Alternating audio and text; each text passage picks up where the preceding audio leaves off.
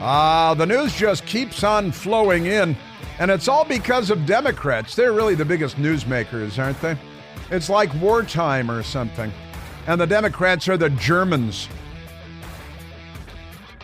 I like to think of wartime in the context of Germans.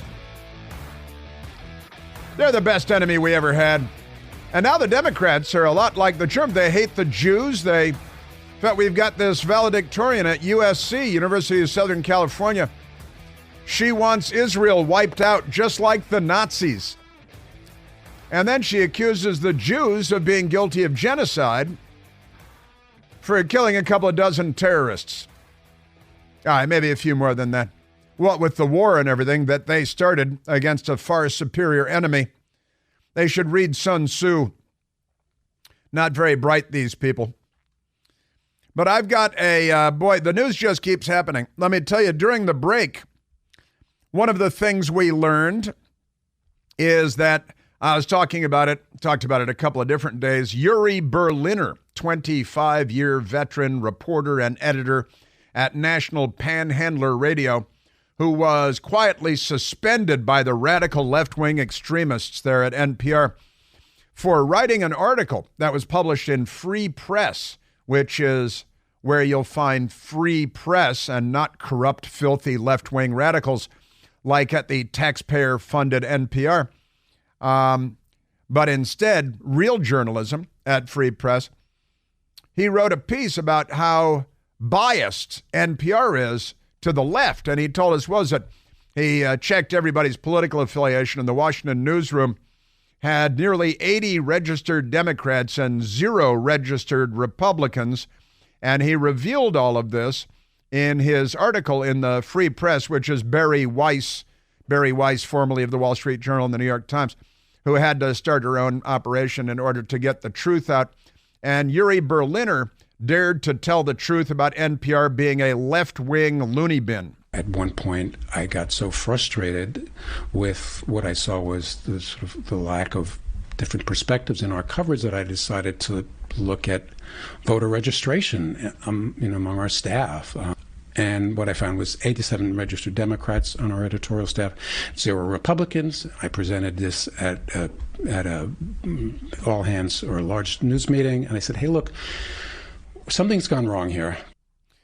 NPR doesn't see it that way. They think that's something going right.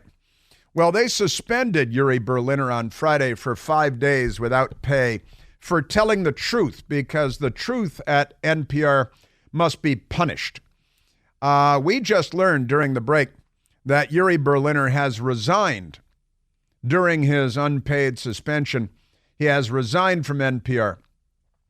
We had, who is it, Steve Inskeep. He might be one of the fakes who does Some Things Considered. Is he on that show, Some Things Considered? I think it's called Some Things Considered. And Steve Inskeep came out to oppose Yuri Berliner. Yuri Berliner has now resigned because, he was just sucking up to the bosses there who are left-wingers. They're all left-wingers. Everybody's a left-winger. They're all just drinking the same Kool-Aid. I think they should go to Jonestown and do it all over again. But amazing stuff.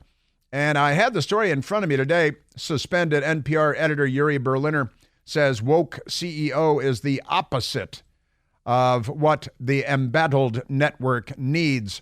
And she is a radical, but now Yuri Berliner has resigned, essentially as a form of protest. And the reason he got in trouble is because he told the truth. And he told the truth about them. And they can't stand that. And I've got to say, Speaker of the House Mike Johnson, who I'm not giving up on, as some are, he ought to make a move, and other Republicans in Congress need to make a move to defund the Corporation for Public Broadcasting, screw Big Bird, and it's time to stop giving $500 million a year to the Democrat Party's private propaganda network, which is in every big city and every small town in the United States of America. Why the taxpayers should fund the Democrat Party's propaganda network, I just don't know. Now, NPR suspends editor who criticized employer for what he calls an unquestioned liberal worldview. Honestly, suspended NPR whistleblower, and that's honestly what he is, blasts CEO Catherine Mayer, says she lacks perspective on what America is all about. Imagine that. Can you imagine such a thing? And now Yuri Berliner on X with his resignation, making it formal, and he sent it to this radical left-wing CEO, Catherine Mayer, who checks every box virtually. She's white. She's white, so she got that. Is she an LGBTQ? If she's not, she's willing to learn. I know that much about her. But the resignation letter to the CEO, I am resigning from NPR, a great American institution where I have worked for 25 years. I don't support calls to defund NPR. I do. I'm very much, in fact, I think that every Republican should gather on the steps in front of the Capitol and say, this is it, today's the day. No more money for the Democrat Party's national propaganda network funded by the taxpayer.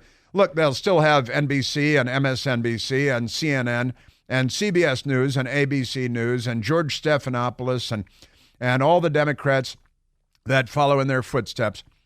But he says, I do not support calls to defund NPR. I respect the integrity of my colleagues. That's very generous. I don't.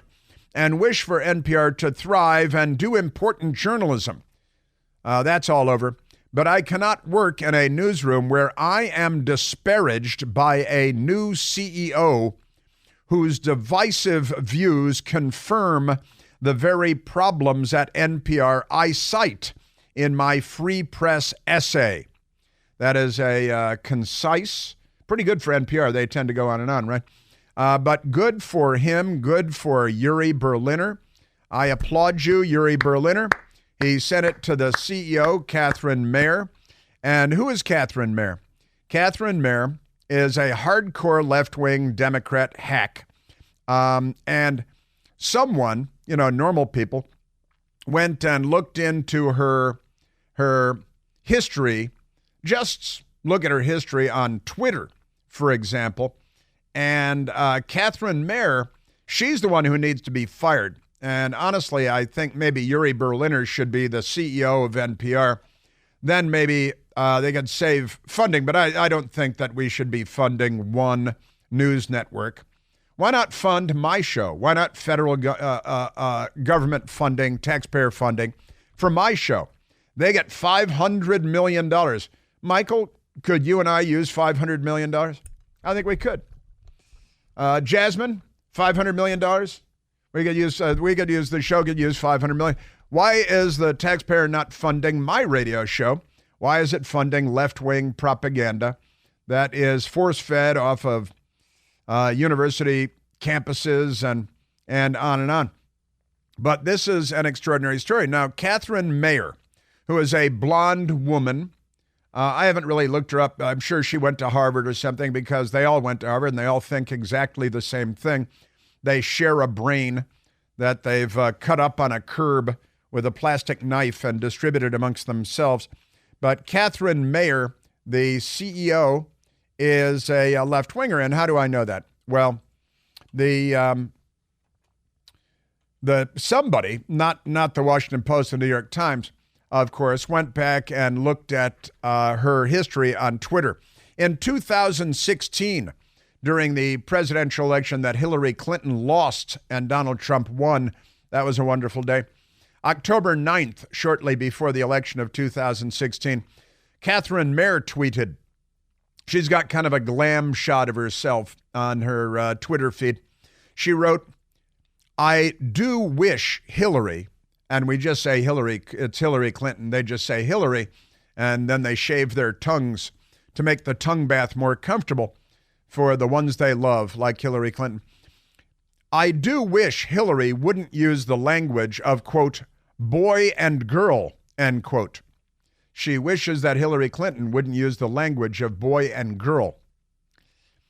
It's erasing language for non-binary people. That's actually what she said, non-binary people.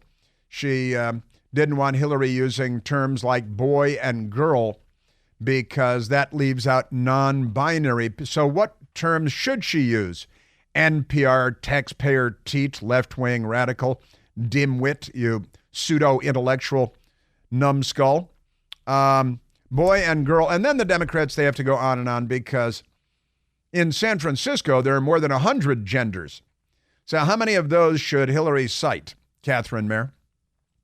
In October of 2016, again, about a week after that, don't use boy and girl because you're erasing non-binary people. She wrote, listen to this. She flew, business class, first class on an airliner at our expense. And she wrote on Twitter, airline business class demographics, meaning flying business class. They don't really have first class anymore because companies won't pay for that. So they call first class business class now, and then companies pay for it again because everything's a lie and everyone's a liar. Airline business class demographics are such a pet peeve of mine. Now listen to how mentally ill this is. She's the CEO of NPR, and she tweeted October 14th, 2016, that airline business class demographics are such a pet peeve of mine. That's what she said. In the lounge, before you even get on the airplane, you go to the business class lounge, right? When you're traveling in the airport, they have free food and stuff. In the lounge and on the plane, usually plus 80% male, usually white.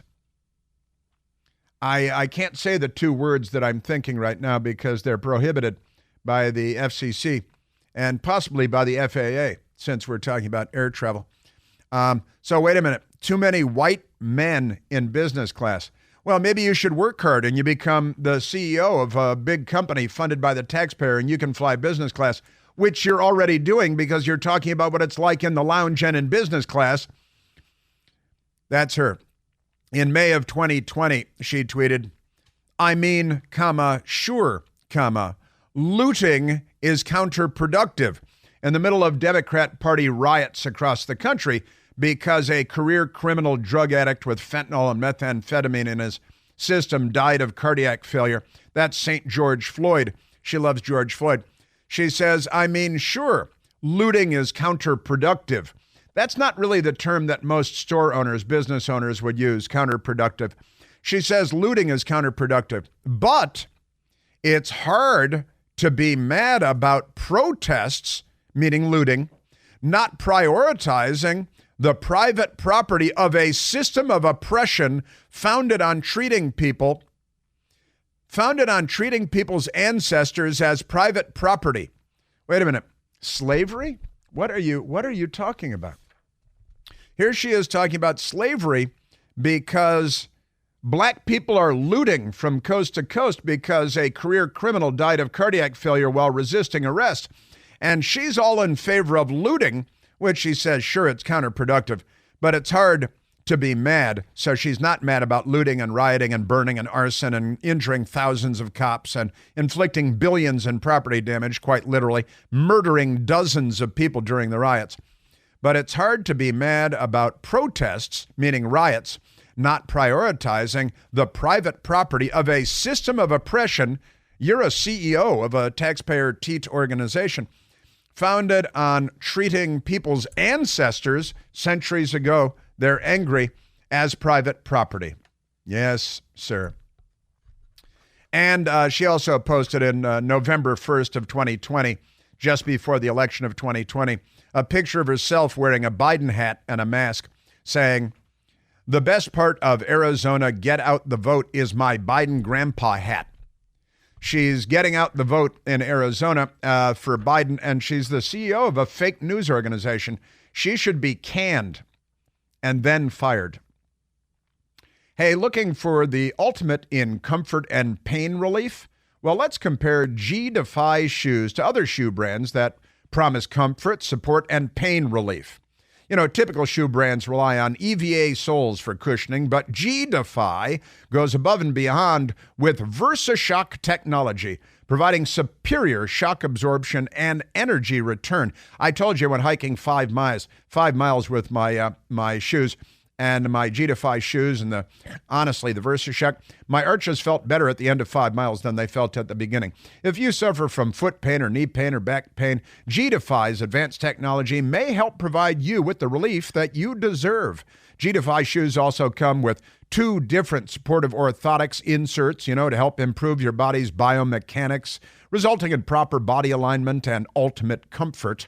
Whether you're an athlete, a busy parent, or just always on the move, G-Defy shoes offer the versatility and comfort that your feet crave. Experience ultimate comfort and pain relief at gdefy.com. And because you hang with me, go to gdefy.com, use the promo code CHRIS30, CHRIS30, for $30 American off your orders of $150 or more. Yes, sir. Yeah, we got just amazing stuff here. NPR whistleblower had to resign today. Great resignation letter. Got that, and boy, a lot more. Oh, and the mailbag coming up. The mailbag coming up. We're at 888-630-9625.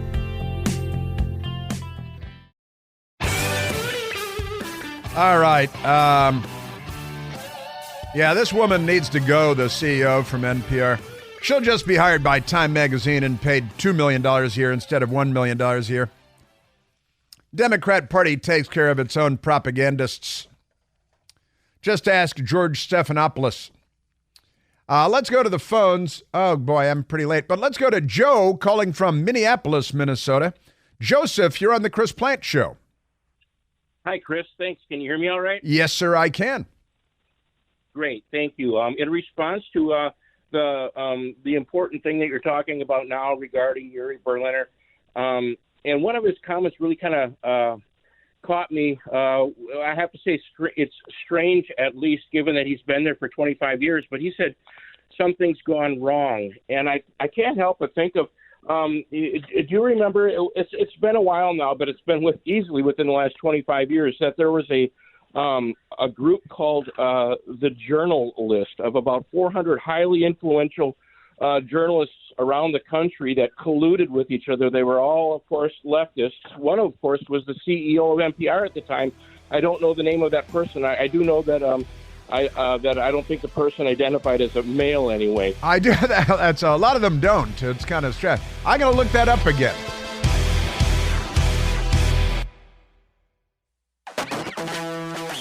The left. They make everything better, don't they? Michael, have they glued themselves to anything this morning? Because, a couple of days ago, they shut down the Golden Gate Bridge, the Brooklyn Bridge, which are on 2 different oceans, almost. And what else did they shut down? Wall Street, Manhattan, and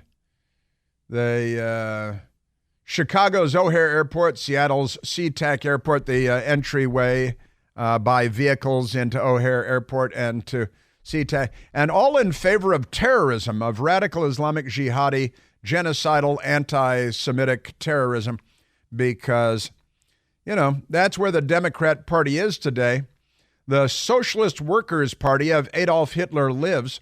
The Union of Soviet Socialist Republics lives on, that's the USSR, lives on. The Cold War is not over. The Democrats are still fighting it, and they're fighting it against us, against normal people. At the Chris Plante store, we have T-shirts and coffee mugs that say, "Remember Normal," and a small, tasteful Chris Plante Show logo, but it's small and tasteful. It is modest and tasteful. Lots of other great stuff at the Chris Plante store. Fun stuff, funny stuff, Al Sharpton stuff, Resist We Much. Joe Biden is naked again. Cobra, Cobra, Cobra. Got all that good stuff. Now, there's a lot to talk about at NPR and this woman at NPR with her radical views. She needs to go. Yuri Berliner maybe should become the CEO. But in the meantime, Republicans should defund the Corporation for Public Broadcasting. Should have done it decades ago. And it's past time to do that now. Just defund it, for the love of. How many different free media outlets? You have And honestly, I work for Cumulus Media and Westwood One. I think Cumulus Media and Westwood One should get that $500 million, taxpayer dollars, for the next 10 years to help offset what we've been paying for at NPR all these years and PBS on the TV. And Republicans should move to do that on Capitol Hill. Let's take that $500 million. They love that word, offset. So let's take that $500 million a year and let's move it over here for the next 20 years to offset what the Democrats have been sucking out of the lifeblood of the American people that they've been sucking out for all these years. Honestly, $500 million a year would be helpful for us, wouldn't it? And we wouldn't have to pay for our own parking, maybe. You know, at NPR, they have chefs and sushi bars. We have a vending machine with chips because we don't have $500 million in taxpayer funding. One show, 3 hours long. My show is 3 hours long. Our show is 3 hours long. One show they have is 3 hours long. They have their own chef for the show because it's taxpayer money. It's not. They don't make their own living. They're crooks. All right, and wait till I get to this University of Southern California valedictorian who's a radical, genocidal lunatic, and she's following in the footsteps of O.J. Simpson, I think. You know, USC grad. And she's supposed to be the valedictorian, but now she can't because of fear of normal people. Got to defund USC also. No more funding for colleges. They got to pay their own way. Let's go to the mailbag because today is Wednesday and it's mailbag day. And once again, we're doing the show and stuff happens during the show. And it's like, I wanted to get to this in hour one and then things happen. Then I wanted to get to it in hour two. And, come on, are you kidding me? Look at all this stuff we have. Now here we are in hour three. Let me get to the mailbag. It's my last hour until I go to Newsmax, and then that's on at 10 p.m. tonight. So let's go to the mailbag. Mike from Virginia. Mike from Virginia asks, hiya, Chris. Love the show. If you have a CD player in your car, I do have a CD player in my car. What is in it today? Ever heard the album Wired by Jeff Beck? Now, that is pretty crazy that he says that, and I'll tell you, I'm going to have to look it up here because I don't have it in front of me. And I didn't even read that last part until now. Now, let me say, I do. It's my old car, my Lincoln Town car, had a 6 CD changer in the dashboard, and that was great. And I had lots of CDs in it. Now, my small sporty car, my race car, it has a CD player in the glove compartment, but it's only one CD, And I can actually tell you what the album is. It's Earth, Wind, and Fire, Gratitude. That is the album that is in there. Earth, Wind, and Fire, Gratitude. I used to have a lot of others, one of the 6 CD changer, but that's in there. I got to say, I haven't hit my CD. I'm going to do it on the way home today, I think. But I haven't hit my CD player in a long time, but I know what's in there, and it's Earth, Wind, and Fire, Gratitude. And it's wonderful. And ever heard the album Wired by Jeff Beck? That is kind of an unbelievable question because I have an alarm in my, an iPad, and it's set to go off when it's time for me to rush into the studio and do my teas, right? And what do I have? And what do I have as my alarm music for that? Freeway Jam by Jeff Beck. And that's what I hear every day. And I can't believe you asked, ever heard the album Wired by Jeff Beck? Because Freeway Jam is my everyday alarm telling me it's time to go into the studio. That is pretty wild, pretty random. And it is, and I just hit my alarm because crazy. Yes, and it's in my iTunes. Wired by Jeff Beck is in my iTunes. Pretty wild. Great, fun question. Patriot Mom USA 1. Patriot Mom USA 1, and not to be confused with Patriot Mom USA 2, who might be her sister, I'm not sure. If you had to eat the same lunch or dinner for a year, what would it be? That's kind of a tough question, but there's a little bit of a funny thing, because when I leave the radio station every day, I go home. I go home, and often my best girl is there. And I don't want to say almost every day, but it's true. Almost every day, I have a PB&J. I have a peanut butter and jelly sandwich with creamy Jif. And then I have this very kind of fruity, it's not Welch's grape jelly, it's this fruity stuff. I wish I could remember the brand name, but it's got, lumps of, of actual fruity stuff. And I have wheaty, grainy bread and Ruffles chips. They're that Cape Cod Ruffles chips. And I have that more days than not. I have that for lunch.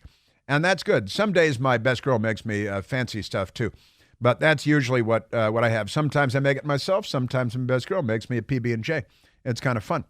But if I had to eat the same thing, and I do that, I got to tell you, like a New York steak or a ribeye steak and some potatoes every night is great. I also been eating a lot of fish these days. Been eating a lot of fish. We had halibut and potatoes and spinach the other night. That was real good. But if I had to choose one, a New York steak or a ribeye steak, and I love mashed potatoes, but a baked potato would do well as well. And it gets complicated because I like a lot of food. I could eat Italian food every night, but that's a big, broad range of stuff. If I had to choose one ethnic food to eat for the rest of my life, it would be Italian food. Isn't that true of everybody? I think that's true of everybody. Sergeant Trumpy says, with lawsuits, cheating at the ballot box, and all forms of Democrat chicanery, nice use of the word chicanery, etc., to battle against, what do you think is the likelihood of Trump winning in November? That is an excellent question. It is a great question. And it is a kind of an impossible question, isn't it? Because, let's face it, the most corrupt institution in the United States of America is the news media. The news media is the watchdog for all of this. And the umpire, and the umpire has been bought off. The umpire is corrupt. And that's a problem. The Democrats are corrupt. We know that. More corrupt, I hope, than they've ever been. And our system has been corrupted in myriad ways.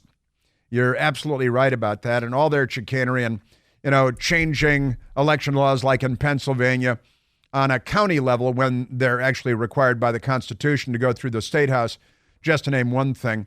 Ballot harvesting, mail-out ballots, drop boxes, middle of the night, surgical gloves, all kinds of issues related to this. What are the likelihood? I think the likelihood is very great that President Trump will win, although I am very concerned about his personal security between now and then, and even beyond then. I'm very concerned about that. Yesterday, when he was in New York out in front of the bodega, I was thinking about and talking about his security, watching that. Very concerned.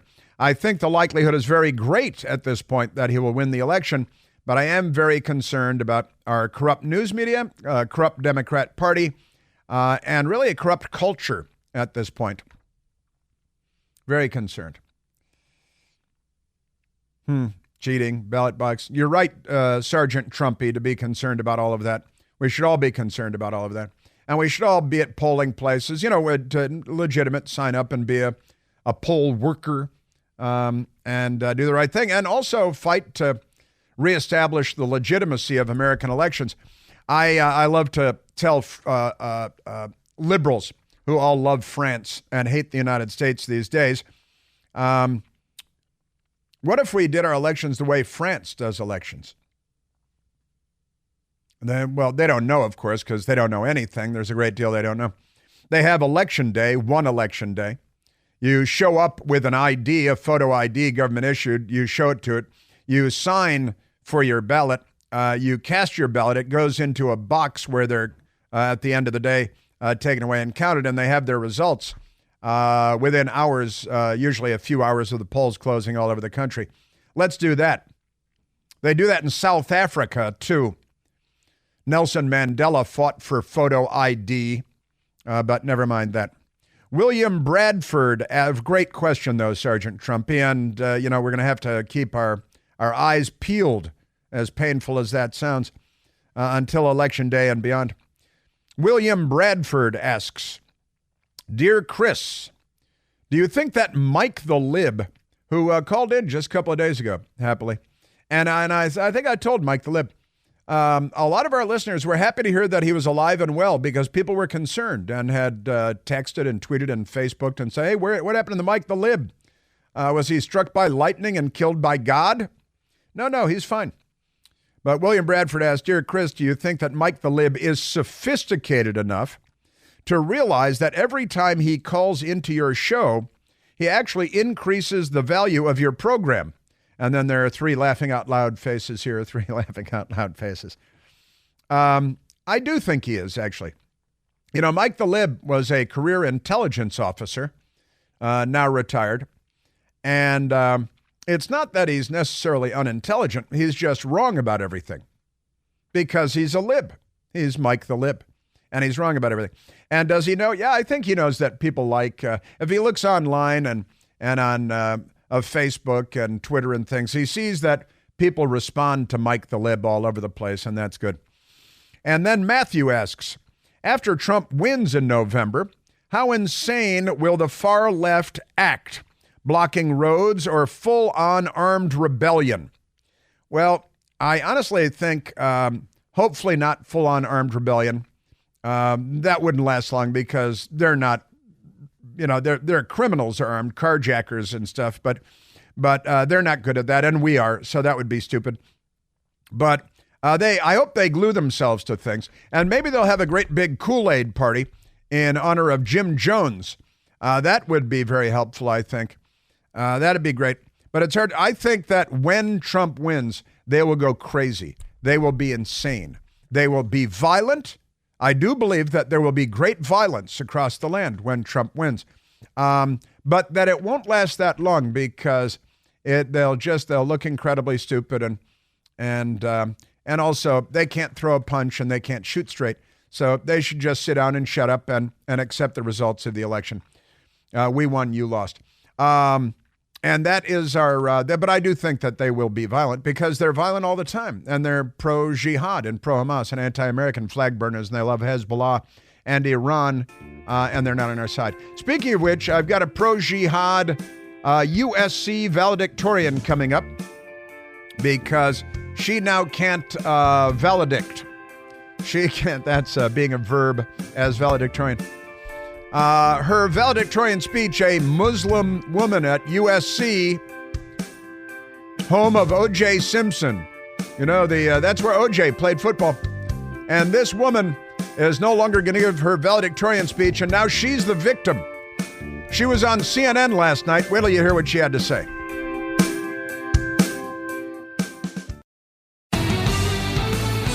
Ba-da-da.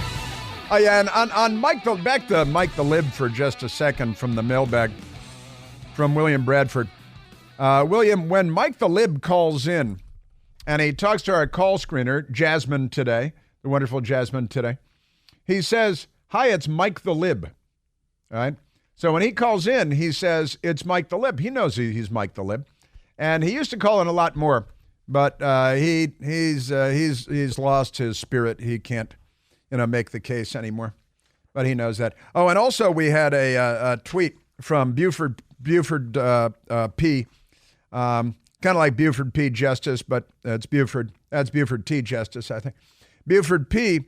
Said, hey, Jeff Beck, Jeff Beck is the song is not on Wired, it's on Blow by Blow, and that's true. It is that we play. That sends me into the studio in the morning. Absolutely true. Thank you, Buford P. That's true. But how often does somebody ask you about Jeff Beck? So I wanted to say that. Now let's go to USC. Citing safety. USC. Again, they had OJ running around campus raping women for years.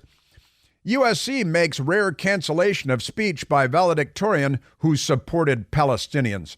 Now, there's this woman who's a radical anti-Israel, need to wipe out Israel. A student there, Asna Tabassum. Asna, A-S-N-A, Asna Tabasan. And Asna Tabasan is a Muslim woman, and she wants to wipe out Israel. And she's the valedictorian because she wants to wipe out Israel. And that's very trendy. And from the river to the sea. She was on CNN last night, and CNN's Abby Phillip said, hey, what's with this wipe out Israel stuff? One of the items in this post calls for the complete abolishment of Israel. Is that a position that you endorse?